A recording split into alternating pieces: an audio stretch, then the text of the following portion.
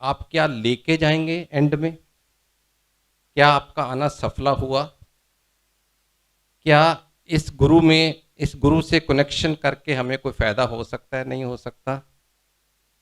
जहाँ जय गुरु जी। गुरु जी की प्यारी संगत को, मेरे गुरु जी के चरणों में कोटि कोटि प्रणाम।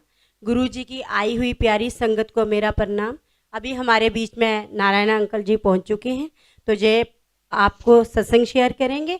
और प्लीज़ संगत जी, ध्यान से सत्संग सुनना। जो सत्संग सुनता है उसका भी कल्याण होता है, जो करता है उसका भी कल्याण होता है। और जय गुरु जी। पहले तो मैं माफ़ी मांगूंगा प्रबंधकों से, मैं थोड़ा सा लेट हो गया, कोई मजबूरी थी, पर फिर भी आई थिंक बहुत लेट नहीं हुआ, पहुंच गया हूँ।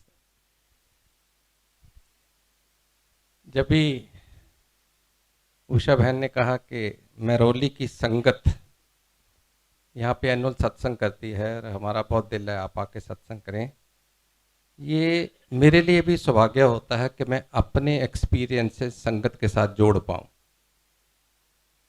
आप में से बहुत सारी संगत नई भी होगी, कुछ ऐसे भी होगी जिन्होंने आना शुरू किया लेकिन अभी विश्वास, अभी वो डेडिकेशन, अभी कनेक्शन नहीं बना, उनको बोलते हैं प्रोबेशन पे है अभी।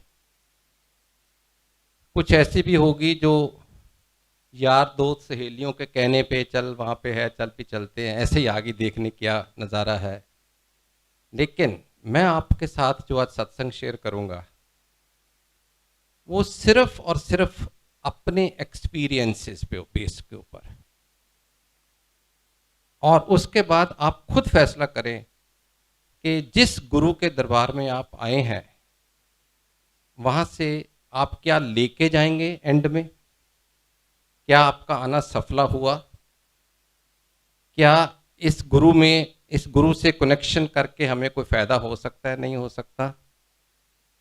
जहाँ हम जैसे आए थे वैसे चले गए, it was one of the evening, आज वेल स्पेंड, चलो ठीक है, सबसे मुलाकात होगी। जब गुरुजी ने 2001, 20 साल हो गए, 2001 में मेरे को बुलाया था, मैं चंडीगढ़ पोस्टेड था, मैं गवर्नमेंट ऑफ इंडिया में था, तो गुरुजी ने मेरे को बुलाया। एक मेरा कुलीग था जो गुरुजी का भगत था, वो एक दिन आया, कहता गुरुजी कह रहे हैं कि नारंग अंकल को बुलाओ। और मेरा सीधा ये जवाब था, मैं किसी गुरुओं के पास नहीं जाता, मैं बिल्कुल किसी गुरु के आगे मत्था नहीं टेकता, मैं गुरु ग्रंथ साहब के आगे मत्था टेकता हूँ, और मैं नहीं जाता क्योंकि हमारा कुछ धर्म भी है, विश्वास भी है, और वैसे भी हिंदुस्तान की धरती गुरुओं से भरी हुई है। तो मैंने कहा मैं सबकी इज्जत करता हूँ लेकिन मैं ऐसे नहीं जाता। उनने फिर बुलाया, फिर नहीं गया, तीसरी दफा बुलाया, फिर नहीं गया। कुछ हालात ऐसे हुए कि उन्हीं दिनों गुरुजी के माता जी गुजर गए, और मेरे को मेरे फ्रेंड ने कहा कि यार मैं उनको अफसोस करने जा रहा हूँ, चलना है? मैंने कहा यार अब ये तो हमारे संस्कार हैं, जो आदमी 3 दफा बुला चुका है, इतना तो मेरा बनता ही है कि मैं जाके अफसोस करूं। और सच पूछो, मैं पहली दफा जब गुरुजी को मिलने गया था, आई स्टिल रिमेंबर, 16 मई 2001 को सिर्फ और सिर्फ अफसोस करने गया था, मोर ऑफ ए रिचुअल, क्योंकि ना मैं गुरुजी को जानता था, उनके परिवार को जानता था, ना उनकी माता को जानता था, जैसे एक दुनियादारी होती उस तरीके से गया था। जब मैं गुरुजी के गांव पहुंचा डुगरी, हम सोचे थे आधा घंटा घंटा लगा के चल पड़ेंगे वापस, लेकिन गुरुजी घर में नहीं थे। 4 घंटे वेट की उनकी, वहां पे मेडिटेशन में थे। और वो 4 घंटों में, उस समय तो नहीं एहसास हुआ, बाद में समझ आई कि गुरुजी का, मैं समझता हूँ ऐसा मानना रहा होगा कि ये कोई बहुत विश्वास से तो आया नहीं, इसको मेरे बारे में कुछ पता चल जाए फिर मैं इसको दर्शन दूं। तो मैं तकरीबन तकरीबन 4 घंटे उनकी परिवार के साथ बैठा रहा। बापूजी थे, उनके फादर, उनके ब्रदर, उनकी भाभी, उनकी सिस्टर, उन सब के साथ बैठा रहा, 5-7 लोगों के। और मैं, वो 4 घंटे बहुत होते हैं, चाय प्रसाद लंगर कितना खा लोगे? मैं पूछता रहा आपको कि आप गुरुजी बचपन में क्या करते थे, शरारती थे, खेलते थे, पढ़ते थे कि नहीं, स्कूल जाते थे कि नहीं, जो मन में सवाल आते रहे पढ़ता पूछता गया। अब उस समय इतनी आस्था नहीं थी कि मैं हर चीज़ को मन में रिकॉर्ड करता, लेकिन इतना मेरे को याद है, मैंने गुरुजी के फादर को पूछा, बापू जी को, कि आपको कैसे पता चला कि आपके घर में गुरु जन्म है? और मेरे को बापू जी ने कहा, अच्छा सवाल किया, हमको भी बहुत लेट पता चला कि हमारे घर में गुरु पैदा हुआ है। छोटे होते बहुत सारे ऐसे किस्से होते थे जिससे ये लगता था कि कोई हमारे घर में, पता नहीं इस आदमी के पास बड़ा मैजिक है या इसके पास कोई पावर है हिप्नोटिज्म की। कभी कभी स्कूल के टीचर आके कंप्लेंट करते थे कि ये लड़का क्लास में आके बैठता है, हाजिरी लगाते हैं, उसके बाद अलोप हो जाता है, फिर जब हम चलने लगते हैं फिर आ जाता है, ये क्या हो रहा है? वो कंप्लेंट करते थे घर वालों को, वो क्या जवाब देते। तो इस तरीके के एक दफ़ा कोई एग्ज़ाम चल रहा था, गुरुजी का फाइनल हो, किसी ने, लड़के ने कहा मेरी पेन इंक खत्म होगी। गुरुजी ने कहा ला इधर पेन दे, उसने ऐसे फूक मारी, कहते चल लिख। तो वो टीचर ने आके कहा आप कॉपी कर रहे हो। उसने कहा जी हम कॉपी नहीं कर रहे, सिर्फ पेन दिया। कहते नहीं। कहते कैसे हो सकता फूक मारने से? चुप। उसने अपनी दुकान से नई पेन मंगाई, कहता आप इसमें फूक मार के देखो। उन्होंने फूक मारी, चल पड़ा।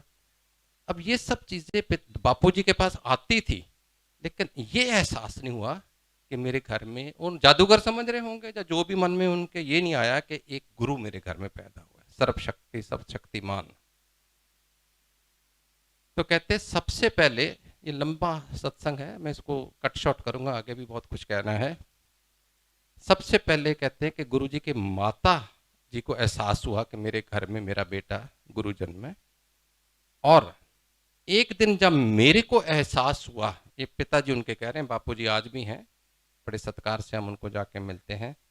बापूजी ने कहा कि एक दिन मैं सुबह उठा और मैं अपने पुत्र के आगे मत्था टेका, उस दिन मेरे मन में आया कि ये मेरा गुरु है। वरना बेटा तो हमेशा बाप को मत्था टेकता ही है, लेकिन उस दिन फादर ने मत्था टेका तो उनको लगा कि ये गुरु है।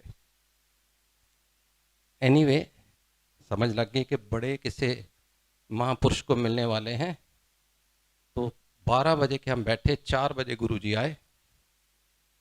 और आप गांव में जैसे होता ही है, कमरे में मंजी थी बड़ी, और नीचे लोग बैठ गए, क्योंकि माता जी की डेथ हुई थी, अफसोस का माहौल था। 20-25-50 लोग नीचे बैठे थे। मैं अफसर था, मैं भी मंजी पे बैठ गया। नहीं समझ आई, अकल नहीं थी। उतनी देर में गुरुजी आए, वो 4-5 लोग इकट्ठे आए, मैं तो उनको कभी देखा नहीं था। तो मेरे एक 2-4 दोस्त जो साथ गए थे कहने लगे और नीचे बैठ, ये गुरुजी हैं। मैं दबादब नीचे बैठ गया। खड़ा ही हुआ तो गुरुजी कहते इत्थे बैठ जा। बैठ गया तो कहते नारंग अंकल तेन मैं 2-3 बारी बुलाया तो आंदा क्यों नहीं? आपको जवाब तो है नहीं। मैं कहा गुरुजी गलती होगी बस, मैं माता जी का बड़ा अफसोस हुआ है। तू दस आया क्यों नहीं? मैं कहा जी जो हुक्म होना सी उदों आना सी, माता जी का बड़ा अफसोस होया। मैं कही जब माता जी का अफसोस होया, मेरी गल का जवाब ही ना दें। मैं सोचा जां इन्होंने सुनाई नहीं दे रहा, जां इग्नोर कर रहे हैं। कितने कितने पोस्टिंग रही है, किहड़ी किहड़ी थां ते रहे हो, मैं सारा दसदा रहा।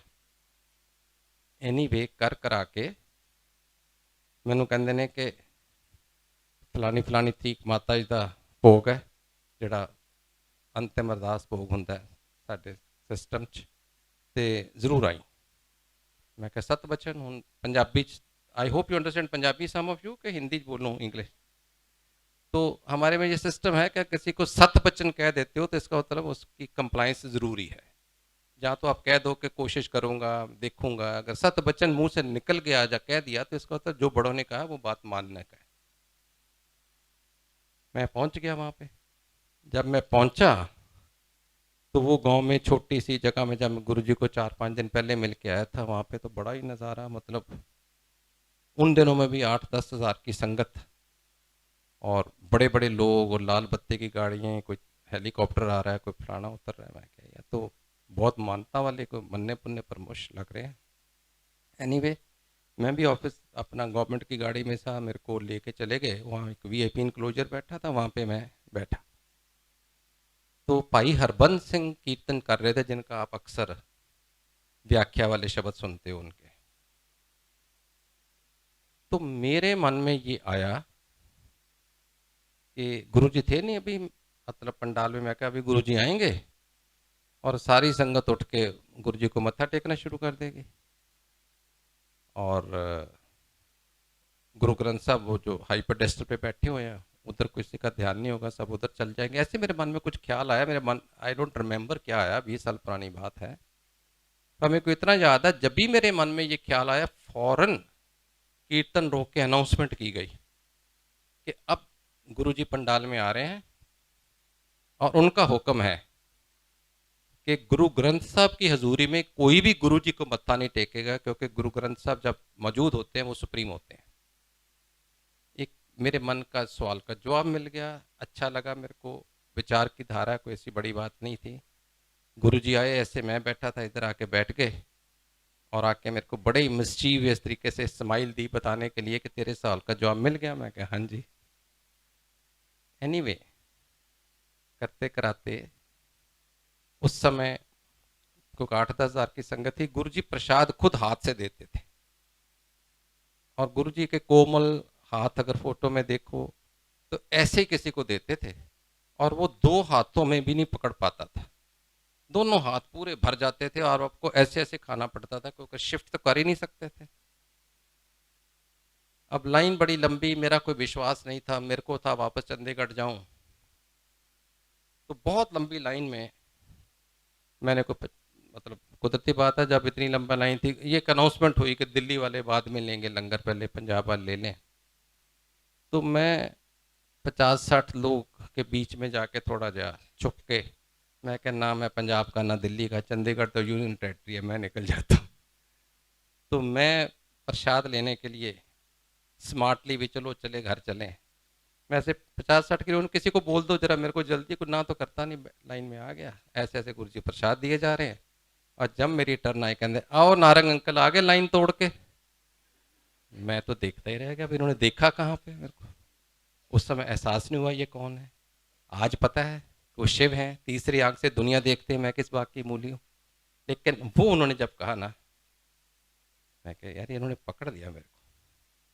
और फिर जाने के टाइम मेरे को कहते 7 जुलाई को मेरा जन्मदिन है, बड़े मंदिर लेके आई फैमिली नो। सब फिर 7 बच्चे मुंह से निकला। जब मैं 7 जुलाई को 2001 में दिल्ली पहुंचा बड़े मंदिर में, तो मत्था टेका, मैंने कहा मेरी आंटी है, मेरा बेटा है, नाली बिठा लिया पास, 5 मिनट 10 मिनट, बड़ी दुनिया आ रही है। गुरु जी का जन्मदिन बहुत बड़ा सेलिब्रेशन होता है बड़े मंदिर में, शिवरात्रि और जन्मदिन 2 बड़े फंक्शन होते हैं। और उसमें वहां पे अरुण शोरी अंकल बैठे हुए थे, if you have heard of Arun Shourie, he was minister पहली वाजपेयी गवर्नमेंट में भी, और वैसे इंडियन एक्सप्रेस के एडिटर भी रहे हैं, बहुत फेमस जर्नलिस्ट हैं। 10 मिनट हुए होंगे तो कहते अरुण शोरी को, शोरी अंकल नारंग को सत्संग सुनाओ। उसने अपना सत्संग शुरू किया कि उसकी बीवी को पार्किंसन थी, 8 साल से बेड रिडन थी, उठ नहीं पा रही थी, बड़े इलाज किए, बड़े गुरुओं के पास गए, कुछ नहीं बना। एक दिन इस गुरुजी के पास कोई ले आया, तो जाने के टाइम गुरुजी ने कहा ये प्रसाद अपनी बीवी को दे देना। वो था समोसा प्रसाद। अब ये आदमी सोचे, मैंने गुरुजी को बोला है बेड रिडन है, ये भी बोला उठ नहीं सकती, तो गुरुजी को क्या सूझी, प्रसाद भी देना था तो फ्राइड ही देना था, मतलब वो तो खाती नहीं, टच नहीं करती। एनीवे, घर जाके अपनी बीवी को बोलता है, अरुण शौरी अंकल, अनीता, ये आज मैं एक और गुरु के पास गया था, रोज ही जाता होगा बेचारा, वाइफ बीमार है तो परेशान नहीं है, आज मैं एक और गुरु के पास गया तो उन्होंने ये आपके लिए प्रसाद दिया है, मैं आपकी साइड टेबल पे रख रहा हूँ, अगर दिल करे तो खाना, नहीं करेगा तो सुबह मेड को दे देना। कहते मैं तो कह के अपने कमरे में चला गया, क्योंकि मेरे को काम करना होता था जर्नलिज्म का।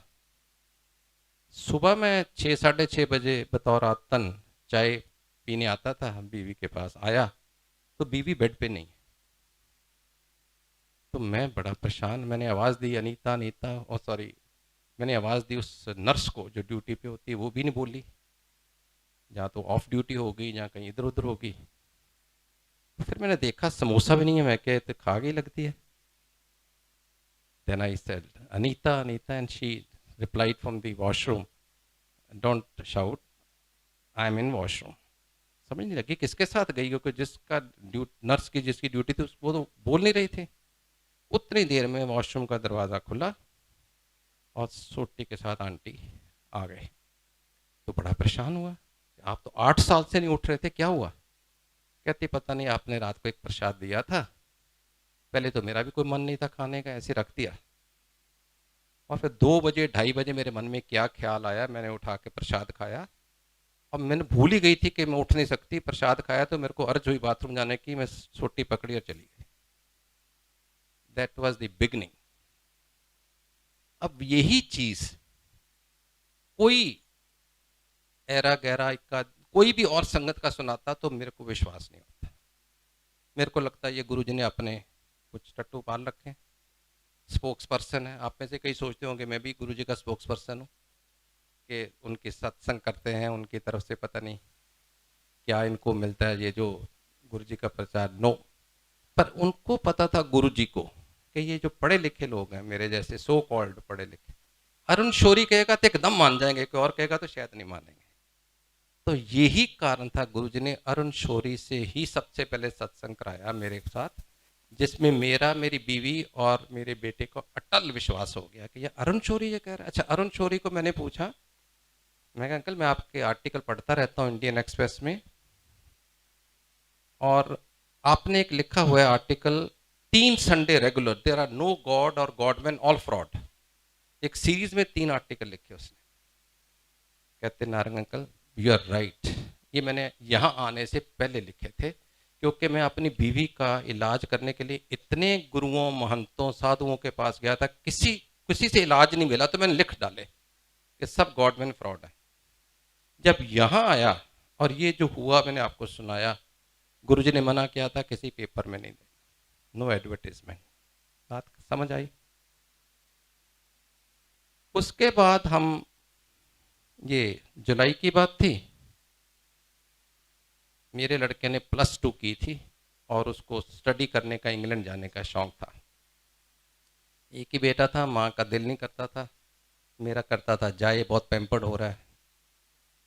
तो विद द रिजल्ट एक दिन हम गुरुजी को मिले, तो पता नहीं क्या मन में आया, मेरी बीवी ने, मेरी आंटी ने एकदम पूछा, गुरुजी मुंडा बड़ा इंसिस्ट कर रहा है लंदन जाने दी, भेज दईए? गुरुजी कहते हाँ भेज दे, ਇਹਦਾ कल्याण किया, इनको मैंने मिल के जाएगा। अब जहाँ तो पूछते नहीं, पूछ लिया तो फैसला। मैं चंडीगढ़ पोस्टेड था, हमने जिस दिन जाना था शाम को निकले, पहले एम्पायर स्टेट पहुंचे, जिसको छोटा मंदिर कहते हैं। मैं गुरुजी आज रात को इसकी फ्लाइट है, लंदन जा रहा है। कहते अच्छा, बस आगे ना हूँ ना हाँ, चलो चाय प्रसाद पियो, लंगर प्रसाद खाओ। और हमने सोचा यही ब्लेसिंग, जस्ट ही वांटेड के मिल के जाओ, हमें तो मालूम नहीं और कुछ। गुरुजी इस चोले में जो आप देख रहे हो, या जितने भी देखते हो, जब सिंहासन पे बैठते हैं तो ये चोला डालते थे, ग्रहण करते थे, और जब उठ के कमरे में चले जाते थे, बाहर आते थे, तो ऐसे ही टी शर्ट, जीन्स, कमीज, जो भी वेदर हो, ऐसे ही नॉर्मल ह्यूमन बीइंग की तरह आते थे। उसमें आपको वो संत वाली या गुरु वाली पोशाक नहीं होती थी। तो अंदर चले गए, अक्सर लंगर शुरू होता था, अंदर चले जाते थे, तो जाके कहते नारंग दे मुंडन भेजो अंदर। श्योर इनफ इवेंट, जब अंदर गया तो उसको गुरुजी ने अपने शरीर के ऊपर कोई यूज की हुई वस्तु, कोई चीज दी और बोला बेटे ये अपने पास रख, तो जब भी मेरे को याद करेगा मैं तेरे साथ हूं। ले आया बच्चा, आके उसने हमें बताया, हम एयरपोर्ट चल पड़े। एयरपोर्ट जाते जाते मेरी वाइफ के माइंड में क्या आया, या उसके मन में आया, या गुरु ने उसके मन में डाला, मैं नहीं कह सकता। सोच समझता हूँ कि गुरु ने ही डाला होगा। वो कहने लगे बेटे आप जब हॉस्टल में जाके रहोगे लंदन में, एक कमरा होता है हर बच्चे के पास, एक कबर्ड होती है, जिस कबर्ड में आप गुरु नानक की फोटो रखोगे और गणेश जी की, क्योंकि हम 20 साल महाराष्ट्र रहे हैं तो गणेश जी को बहुत मानते हैं, तो जहाँ पे गुरु नानक की फोटो रखोगे, साथ में गणेश जी की फोटो रखोगे, साथ ही ये दी हुई गुरु जी की चीज रखना। ताकि आप रोज इसको सुबह जब मत्था टेकोगे तीनों को टेक लोगे, सूटकेस में पड़ी तो भूल जाओगे। बात समझ में आती है? बच्चा ऐसे ही करता रहा। दिसंबर में या छुट्टियों में, अक्टूबर में वहाँ एडमिशन शुरू होता है सेशन। अक्टूबर में 2 महीने लगा के दिसंबर में आया बेटा। उसको प्रॉब्लम थी, एक मिनट अंकल प्लीज। उनको कोई प्रॉब्लम थी ब्रोंकाइटिस की, अस्थमा की। मेरी वाइफ को भी थी उस समय अस्थमा की, तो इनहेरिट किया होगा मदर से। उसके इलाज रूज करके भेज दिया, लेकिन जब वो वापस पहुंचा जनवरी में, जहाँ पे वो रहता था वहाँ पे -20 डिग्री टेम्परेचर, ठंड बहुत होती है इंग्लैंड में। तो एक दिन उसको बड़ा सीवियर अस्थमा का अटैक हुआ। जब अटैक हुआ तो वो जो माँ के लिए टोटके, देसी दवाइयाँ सवाइयाँ, होम्योपैथी सब ट्राई की, कुछ नहीं बनी बात। डेराफाइलिन ले ली, इनहेलर ले लिया। 40 मिनट हो गए, 35-40 मिनट। उसको लगे मेरे को सांस नहीं आ रहा। उसने दबा दब एम्बुलेंस मंगाने के लिए कहा कि मेरे को हॉस्पिटल ले चलो। जब भी उसने एम्बुलेंस के लिए बोला लाने के लिए, एकदम उसको ख्याल आया, गुरुजी ने कहा था कि तू जब भी मेरे को याद करेगा मैं तेरे साथ हूँ। फौरन उसी समय उसने जाके कबर्ड खोल ली, वो चीज़ ली गुरुजी की, अपनी छाती पे रखी। और मेरा गुरु जानता है, मेरा बेटा जानता है, 2 मिनट बहुत ज़्यादा होते हैं, 2 मिनट के अंदर अंदर उसको नॉर्मल सांस आनी शुरू होगी। आज 20 साल से कोई शिकायत नहीं। अब उसने बताया ऐसे हो गया। अच्छा लगा, अपना बच्चा ठीक हो जाता है तो अच्छा ही लगता है, मेर हो और विश्वास बढ़ता है। फिर 2 महीने के बाद वो लंदन में मेरी सिस्टर रहती है वहाँ पे, उनके घर आया हुआ था छुट्टियों में। सड़क क्रॉस कर रहा था, ब्रेंट क्रॉस। उसने सोचा ये वन वे सड़क है, सड़क वन वे थी नहीं। वो जब क्रॉस करने लगा तो जोर से दूसरी तरफ से गाड़ी आई तो इसको हिट की, गिर गया, बेहोश हो गया। पुलिस आ गई, एम्बुलेंस आ गई, मेरी सिस्टर को फ़ोन किया गया, उनकी फैमिली आ गई। रात को इसको मेरा फ़ोन आया 6 घंटे के बाद कि पापा आज बहुत बड़ा मिरेकल हो गया। मैं क्या हो गया बेटे? कहते हैं आज जब भी मैं सड़क में देखा कि सामने गाड़ी आ गई और मैं हिट होने लगा हूँ, तो मैंने एकदम आंखें बंद करके कहा मैं गुरुजी मैनू बचाओ, क्योंकि 2 महीने पहले गुरु का एक्सपीरियंस देख चुका था। इसे गुरुजी मेरे को बचाओ। कहता पापा उसी समय मैंने आंख बंद ही की तो गुरुजी साक्षात मेरे सामने आए, उठा के मेरे को हाथ से ऐसे सड़क पार कर दी। जो 80 मील की स्पीड पे आई गाड़ी से टकराया, उसको चोट तक नहीं आई, स्क्रैच नहीं आया। मैं कहा बहुत बड़ी बात है। उसके बाद जब वो छुट्टियों में इंडिया आया तो दिल्ली सबसे पहले गुरुजी को मत्था टेक के मिल के फिर पंजाब आता था। तो हम सब उसको रिसीव करने आए, लेने गए तो गुरुजी ने एक बात कही, कहती ਜਿਹੜੇ ਤੁਸੀਂ पढ़े लिखे लोग हो ना, ਤੁਹਾਡੇ मन च बड़े शक रहते हैं, बड़े इफ्स एंड बट ਦੇ मारे ਹੋਏ ਹੋ। ਤੇ ਜਦੋਂ ਤੁਹਾਡੇ ਮਨ 'ਚ ਸ਼ੱਕ ਆਉਂਦਾ ਨਾ, ਮੈਨੂੰ ਫਿਰ ਕੋਰੋਬੋਰੇਟ ਵੀ ਕਰਦਾ। ਹੁਣ ਅਗਰ ਤੁਸੀਂ ਦੋਨੋਂ ਸਤਸੰਗ ਦੇਖੋ, ਤੁਹਾਡੇ 'ਚ ਇੱਥੇ ਵੀ ਘੱਟੋ ਘੱਟ 10-15-20% ਲੋਕ ਇਹੋ ਜਿਹੇ ਹੋਣਗੇ ਸੰਗਤ ਜਿਹੜੇ ਕਹਿਣਗੇ यार डेराफाइलिन भी ली सी, इनहेलर भी लिया था, ठीक तो हो ही जाना था, ऐसे गुरु को क्रेडिट दे रहा है। मन में आया होगा किसी ना किसी। तो वो चीज कि आपके मन में शक आ गया कि पता नहीं गुरु ने किया है कि दवाइयों ने किया है, गुरु जी ने 2 महीने बाद फिर बता दिया कोरेबोरेट करके। और गुरु जी कहते थे जो मेरे साथ जुड़ जाता है फिर उसकी लाइफ मैं रेगुलेट करता हूँ। वो कोरेबोरेशन हो ना हो, लेकिन कोइंसिडेंस नहीं होता उसकी लाइफ में। ठीक है जी। विश्वास तो खैर बढ़ता ही गया। आमतौर पर क्या होता है, हमारी उम्र में लोग गुरु भगवान के पास जाते हैं, बच्चों को बोल लो, बच्चे कहते हैं हमारा टाइम नहीं है, आप आप लोग जाइए, हमारा खेलने अपना एंजॉय करने का टाइम है।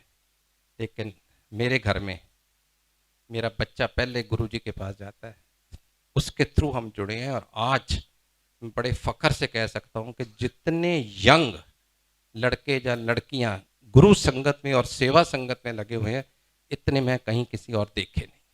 विश्वास की बात। एक दिन मैं चंडीगढ़ से दिल्ली आया उस दिन अक्सर आता था, मेरी मीटिंग रहती थी हर हफ्ते दिल्ली में।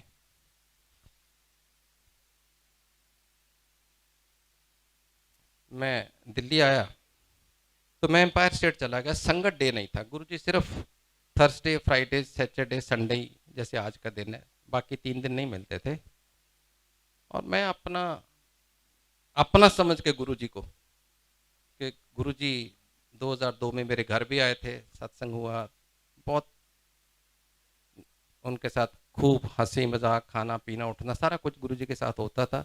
उस समय नहीं समझ आई कि कौन है। तो एक दिन मैं आया तो मैंने जाके एम्पायर स्टेट वहाँ पे घंटी मारी, तो एक सेवादार आया, वो मेरे को जानता नहीं था, मैं भी नया नया था, मेरे को भी नहीं उससे पहचाना। तो कहता है आज तो सत्संग, आज तो संगत डे नहीं है। मैं कहा मेरे को भी मालूम है, मैं चंडीगढ़ से आया हूँ। मैंने पूछा बाई चांस गुरुजी हैं घर में तो मिलता जाऊँ, नहीं है तो ठीक है, कोई मेरी ना तो अपॉइंटमेंट है ना संगत डे है। उसने कहा ठीक है जी। वो जब भी दरवाजा बंद करने लगा, घंटी बजी टेलीफोन की, लैंडलाइन। मेरे को कहता अंकल 1 मिनट। मैं क्या हाँ। वो घंटी फोन सुन के आया, क्या बात हुई मेरे को नहीं पता। वहाँ कहता आप नारंग अंकल हो? मैं क्या हाँ। गुरु जी का फोन था कि नारंग अंकल गेट पे खड़े हैं और मैं वहां पे गया, उनको वहां भेज दो। कमाल। अब वही बात कि फिर मन में कोइंसिडेंस शक, और नाल बोले एक टिवाना आंटी पटियाला से आई हैं, वो एम्पायर स्टेट गेट में एंटर कर चुकी हैं, 2 मिनट में पहुंच जाएगी, नारंग अंकल बोलो उसको साथ लेके आए। 2 मिनट बाद एक आंटी आ गई। मैं क्या आप टिवाना आंटी हो? कहती आप लोग, मेरा नाम किसने बताया? मैं क्या गुरु जी ने बताया। हम दोनों वहां गए। गुरु जी 15-20 की संगत लेके किसी के घर गए हुए थे, और गुरु जी के टाइम जैसे 3 घंटे 2 घंटे के सत्संग में बैठे हो, तो कभी ठंडे का टाइम होता है गर्मियों में, कभी गर्म का टाइम होता है, एक सिल्वर ग्लास में कवर होके चीज गुरु जी को पीने के लिए आती थी। कभी जूस होता था, कभी नारियल पानी, कभी कुछ कभी कुछ। और गुरु जी 2-4 घूंट पी के ना कभी कभी किसी को कहते थे अल्तु लल्ला। अब जब तक विश्वास नहीं जागा तब तक मन में ये आता था यार ये कैसा गुरु है, अपनी झूठी चीज किसी को दे रहा है। जब विश्वास जाग गया तो लगा गुरु जी कब सुच्ची करके मेरे को देंगे। सिर्फ फर्क कितना सोच में आ जाता है। तो जब उनके घर में गए तो वहां पे भी वो गिलास में उनके लिए कुछ पीने को आया। मैंने सोचा आज तो बहुत संगत नहीं है, थोड़े से लोग हैं, शायद मेरा दाल लग जाए। और मैं गुरु जी को अरदास कर रहा हूँ, गुरु जी आज सुच्चा करके मेरे को दो। उन्होंने संगत को बोला जाओ लंगर करो। मैं उनके पाँव दबा रहा था। मैं पाँव दबा रहा था तो ध्यान उधर ही था, अभी अब कभी देंगे, गिलास दे ही नहीं रहे गुरु जी। फिर 1 घूंट लें, 2 घूंट लें, 5 लें, मतलब इतना। मैं क्या आज तो गुरु जी ने खुद ही पी जाना सारा, देना नहीं किसी को। सोचता रहा। एनीवे मैं पाँव दबा रहा था। फिर ऊपर भी देखता था, जब ऊपर देखा तो गुरु जी कहते की सोचता पे? मैं कुछ नहीं, अल्लाह पी ला। मैंने जब लिया तो वो अभी भी आधे से ऊपर था। तो गुरु जी ऐसे में कैसा ड्रामा कर रहे थे।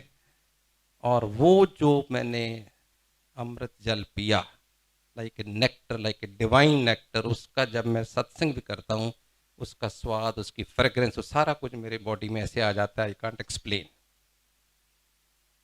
तो मैं जब पाँव दबा रहा था तो मेरे मन में एक सवाल आया। जब गुरु जी के पास जाते थे ना, बहुत सारी आंटियां पाँव दबाती थी उनके। तो लोग भी कहते थे, कुछ कहते थे, कुछ सोचते थे, कुछ मन में आता था यार ये कैसा गुरु है आंटियों से पाँव दबाता है। तो मैं उस दिन 1-to-1 बैठा था। इतनी हिम्मत तो नहीं थी कि मैं कहूँ मेरे मन में ये सवाल है, मेरा तो विश्वास हो गया था, पर मन में शक था एक, लोग कहते हैं क्या जवाब दें। तो मैंने कहा गुरु जी एक बात पूछूं? कहते पूछ। मैं कहा बहुत सारे लोग कहते ने कि ਤੁਹਾਡਾ गुरु तो जनानियां को पैर दबांदा है, तो मैं की जवाब दवा? कहते कमलिया तेनू नहीं पता? मैं गुरु जी पता होंदा ते मैं क्यों। एंड देन ही ब्यूटीफुली ए ਜਿਹੜੇ मैं ਤੁਹਾਨੂੰ सेंटेंस सुनान लगा दो, ये मेरे ख्याल में मेरी और गुरु जी की आपस की जड़ी 7 ਸਾਲ ਦਾ 2001 ਤੋਂ ਲੈ ਕੇ 7 ਤੱਕ ਜਿਹੜੀ ਉਹਨਾਂ ਦੀ ਗਾਂਠ ਰਹੀ ਹੈ, ਇਹ ਸਭ ਤੋਂ ਗੋਲਡਨ ਡਾਇਲੌਗ ਹੈ ਉਸ ਟਾਈਮ ਦਾ। ਸੁਨਹਿਰੀ ਲਫ਼ਜ਼ਾਂ 'ਚ ਲਿਖਣ ਵਾਲਾ। ਮੈਨੂੰ ਕਹਿੰਦੇ ਨੇ ਮੇਰੇ ਕੋਈ ਪੈਰਾਂ 'ਚ ਦਰਦ ਨਹੀਂ ਹੁੰਦੀ, ਨਾ ਹੀ ਮੈਨੂੰ ਕੋਈ ਦਬਾਉਣ ਵਾਲਾ ਚਾਹੀਦਾ ਹੈ, ਨਾ ਹੀ ਮੈਨੂੰ ਫਿਜ਼ੀਓਥੈਰੇਪੀ ਚਾਹੀਦੀ ਹੈ।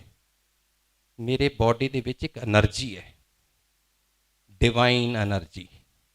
ਜਿਹੜਾ ਜਿਹੜਾ ਉਹਨੂੰ ਦਬਾਉਂਦਾ ਉਹ ਮਨ ਵਿੱਚ ਜੋ ਵੀ ਸੋਚਦਾ ਹੈ ਉਹਦੀਆਂ ਖਾਹਿਸ਼ਾਂ ਪੂਰੀਆਂ ਹੋਈ ਜਾਂਦੀਆਂ ਨੇ।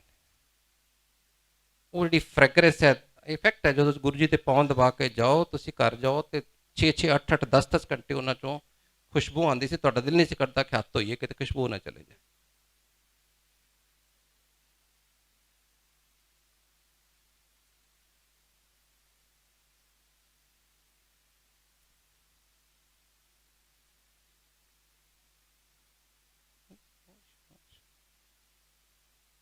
ਤੋ ਉਹ ਕਹਿੰਦੇ ਸੀ ਮੈਨੂੰ ਕੋਈ ਦਰਦ ਨਹੀਂ ਹੁੰਦੀ, ਕੋਈ ਮੇਰੀ ਫਿਜ਼ੀਓਥੈਰੇਪੀ ਨਹੀਂ, ਲੇਕਿਨ ਜਿਹੜੀਆਂ ਖਾਹਿਸ਼ਾਂ ਕਿਸੇ ਦੇ ਮਨ 'ਚ ਹੁੰਦੀਆਂ ਨੇ ਨਾ, ਉਹ ਪੂਰੀਆਂ ਹੁੰਦੀਆਂ ਜਾਂਦੀਆਂ ਨੇ ਜਦੋਂ ਮੈਂ ਦਬਾਉਂਦਾ। ਇਸ ਕਰਕੇ ਮੈਂ ਲੋਕਾਂ ਨੂੰ ਮੌਕਾ ਦੇਣਾ।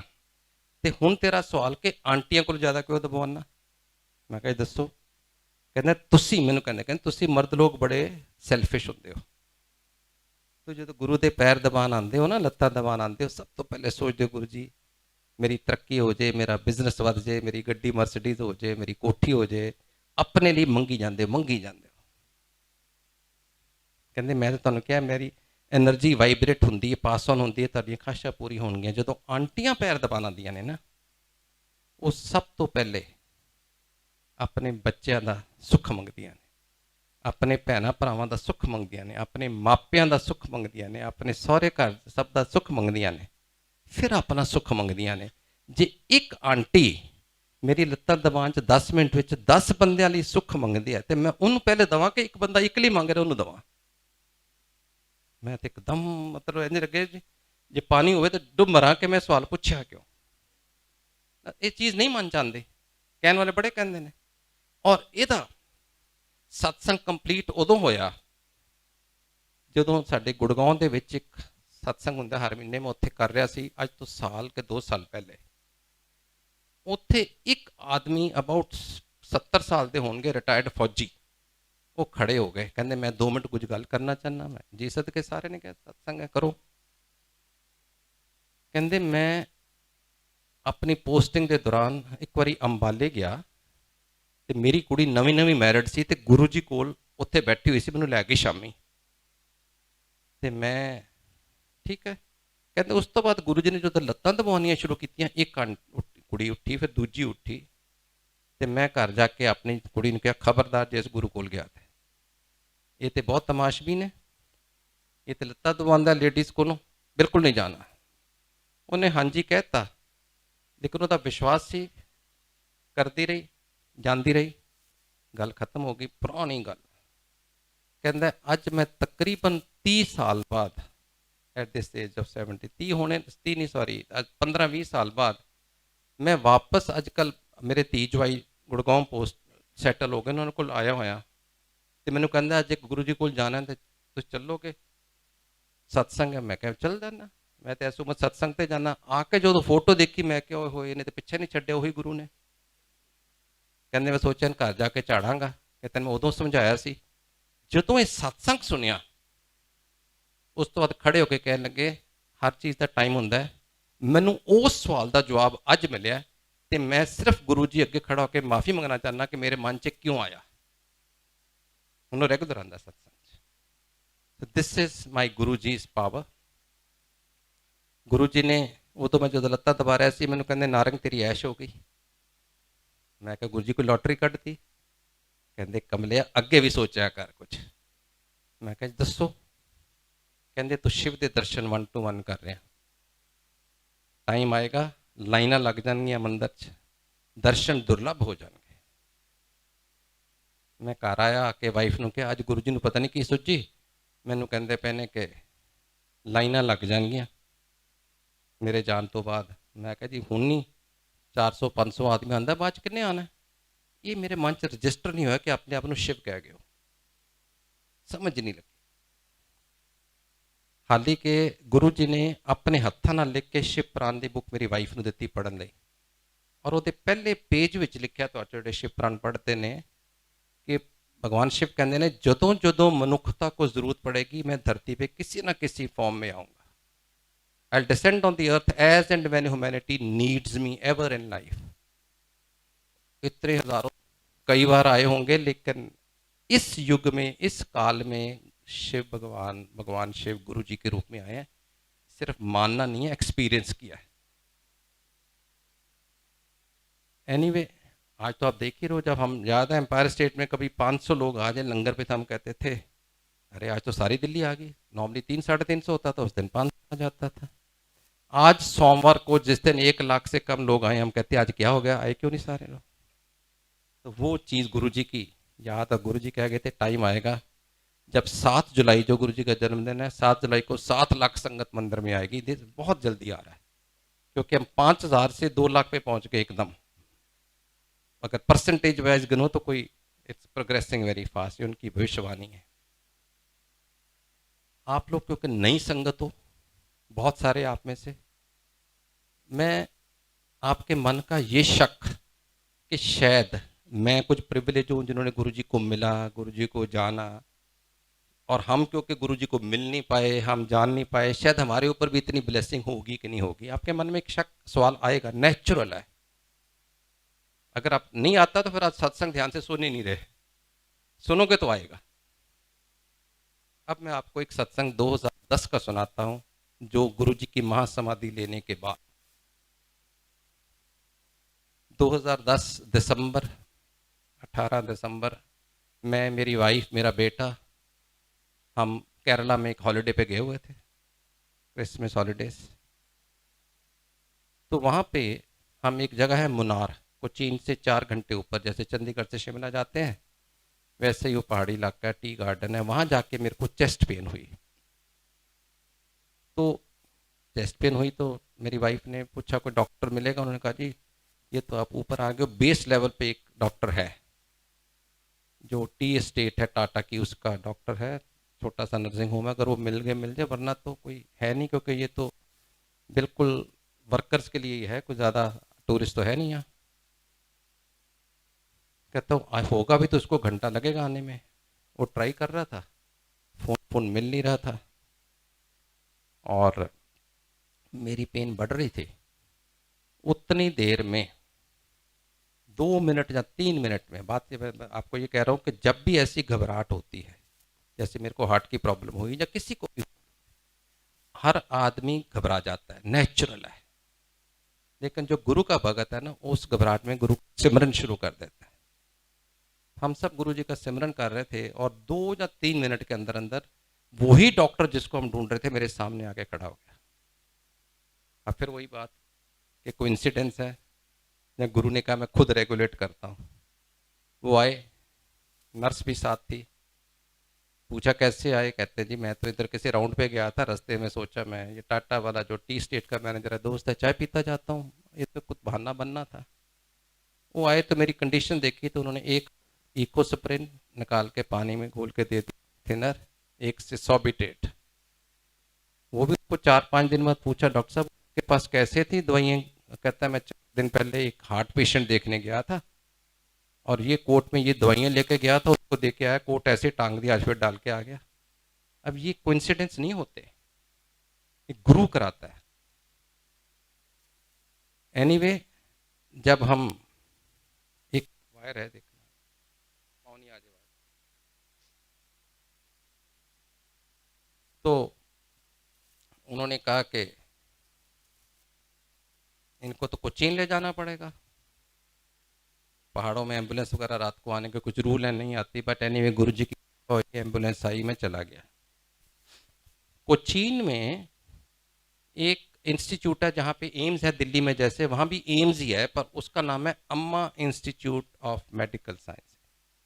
अम्मा is the presiding deity Kerala की, उसको माँ अमृता आनंदमयी माँ भी जानते हैं, बहुत सारे लोग उसे हगिंग अम्मा भी कहते हैं। वो केरलाइट, वहाँ पे सारे लोग उसको भगवान का रूप मानते हैं। तो मैं जब कोचीन पहुंचा रात को, तो मैं सुबह डॉक्टर जो इंचार्ज था, वो कहने लगा, मिस्टर नारंग, मैं ना हर महीने फैमिली को लेके अम्मा के पास जाता हूँ, और आज वो दिन है, लोग उठ रहे हैं, मैं 5 मिनट और लूँगा प्लीज़, उसको लंगर लीजिए, सिर्फ 5 मिनट, माई रिक्वेस्ट। तो उन्होंने कहा कि मैं फैमिली को लेके अम्मा के पास जाता हूँ, और आज मेरा दिन है, अगर आप अलाउ करो तो मैं हूँ। मैं कहा, डॉक्टर साहब, कोई डॉक्टर किसी पेशेंट से परमिशन नहीं लेता, आपने पूछा, मेरे को रिगार्ड दिया, क्योंकि आपको 2 4 5 लोगों ने फ़ोन किया, जब पता लग गया मैं कौन हूँ।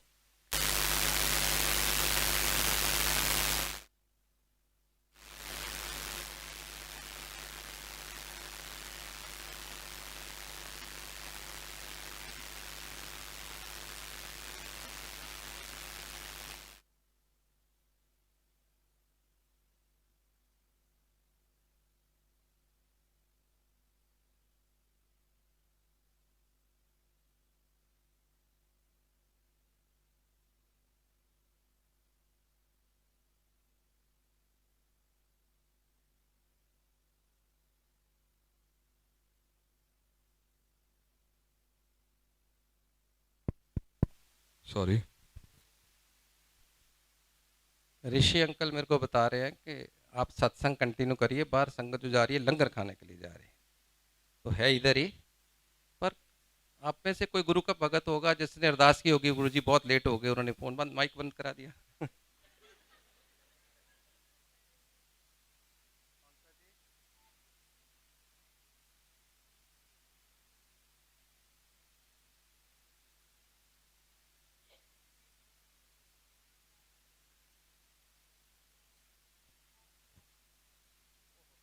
सत्संग का नहीं है, वो घर में आए थे गुरु जी। हाँ, ठीक।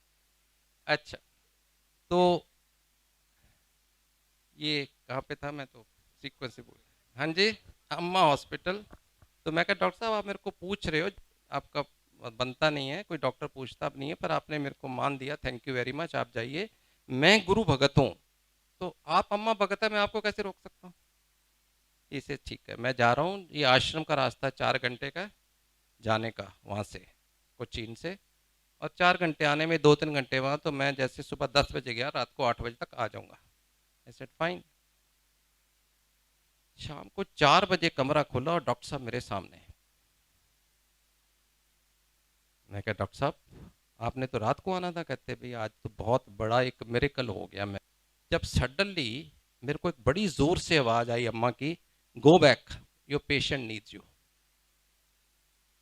कहते मैं घबरा सा गया और मेरे को लगा कि मेरे मन में मैं शायद सोच रहा हूँ, मेरे मन का वहम है, हेल्यूसिनेशन हो रही। मैंने अपनी वाइफ को पूछा कि तूने कुछ सुना। उसने कहा ये तो अम्मा की आवाज़ थी, कह रही go back, patient needs you. कौन सा पेशेंट है? अब घर में कौन डिस्कस करता है, डॉक्टर जाके। पर उसने बोला ऐसे ऐसे दिल्ली से आया है, वही था क्रिटिकल, आई थिंक उसी के लिए क्या होगा। इसी मैं अभी भी सोच रहा था भी अब 1 घंटा दूर है, हो जाऊं। मेरी वाइफ ने कहा नहीं अम्मा को होगा, मैं तो चलो वापस।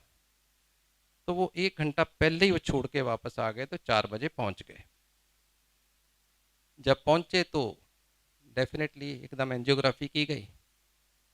एंजियोग्राफी करके वो मेरे को कहने लगे स्टेंट डालने हैं, बाईपास करना है। अब वो भी मेरी वाइफ और मेरा बेटा दुनिया भर के डॉक्टरों को, क्योंकि हम पोस्टिंग रही हैं मेरी जगह जगह इंडिया में, तो वो फ़ोन कर रहे हैं जिस जिसको जानते थे।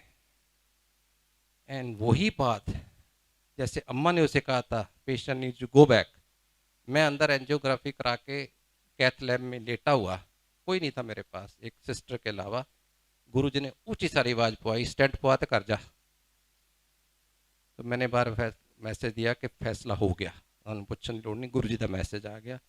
मैंने स्टेंट डलवा लिए, वापस आ गया। और जब मैं आके बड़े मंदिर में मत्था टेकना अलाउड, बेंड नहीं करते ना जब स्टेंट डलते हैं, एक हफ्ता आपको बेंड करना मना होता है। तो उस समय ये जो जोत है बड़े मंदिर में आप जोतते हो, ये समाधि के बाहर नहीं अंदर होती थी। तो मैं जाके, सोमवार का दिन था, मैं कहा गुरु जी माफ़ करना, मैं मत्था नहीं आज टेक सकता, पर शुक्राना for everything what you have done.